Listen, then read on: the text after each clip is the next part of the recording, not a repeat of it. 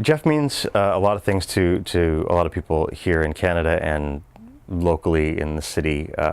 He was a fixture for his entire career, but his influence and his fame isn't a proper word, but he was recognized worldwide for his talent and for his great personality. And he's someone that always touted Canada anywhere that he went. He was acted as an ambassador, if you will. And there was one night years ago here in the store, Jeff had popped by on his way home from a gig, and we were just hanging out, and he'd actually moved to the back of the store, and he was looking at something or flipping through something, as he did. And this guy came in the store, and it turned out that it was his first night in town, and he was here on vacation from Norway. And as he explained to us at the counter, he didn't notice that Jeff was at the back of the store. And he said that when he got into town, his brother, who was a massive Jeff Healey fan in Norway, had told him that the only thing he wanted him to do when he went to Toronto was get Jeff Healey's autograph. Now, this is back in the days before the club existed, and so there was no place that had Jeff's name on it. So, as he told us, he said to his brother, well, Toronto's a pretty big place. I highly doubt that I'm going to, find Jeff Healey, but, whatever. So he's telling us this story, and as he's telling us this story, Jeff hears, and he starts walking towards the front, and I just kind of turned and went, well, there you go. And this guy just completely lost it. He freaked out. He couldn't believe that Jeff was here. The first place that he walked into, he just got off the plane like an hour before. But that basically, where I'm going with that story is that, this is someone, from Norway for whom, his brother coming to Canada meant possibly seeing Jeff Healey somewhere and getting his autograph.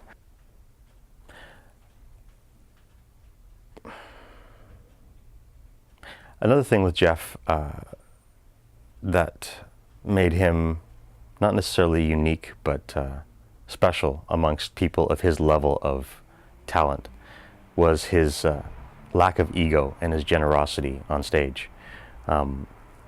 He's someone who could get up and jam with anyone without ever having heard the song before.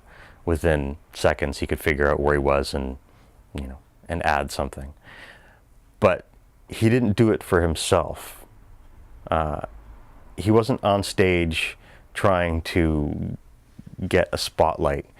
The happiest moments that I ever saw him on stage at any time were when he was performing with someone and they pulled off an amazing lick or a great solo. He would just light up, and it would give him something to bounce off of, and it would spur him on more, and he would just get excited about that stuff. He was very generous that way, whereas a lot of musicians, again at that level, and rightly so, tend to have a lot bigger egos, and if the focus isn't on them, then they don't want to know.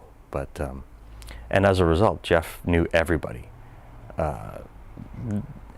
I would have to ask him, because he would never go on about these things at all, and occasionally a name would come up, and he'd say, oh yeah, I jammed with that guy back then, or this, whatever, and it was nothing to him, because these were people that he was just sort of sharing some of himself and being able to take some of what they had as well. And I mean, anyone you can think of, his phone book was ridiculous. I mean, from heavy metal musicians to jazz musicians and all points in between. Quite often he would mention someone in passing that he had met or hung out with, someone a bit more obscure from some metal band or something, and then I would freak out and I would start saying, how the hell did you know that guy? And he would say, oh, well, we jammed this guy. How do you know that guy? And so, I'd tell him that, yeah, he's a bit more well known than you thought. But to him, these were all just musicians that all had something to share and something to contribute, and he was really good that way. And these are just some of the many reasons that Jeff is deserving of a spot on Canada's Walk of Fame. From the international profile that he had, where he shared some of Canada with the world, to all of the charitable work that he did, and just musically what he added to the landscape.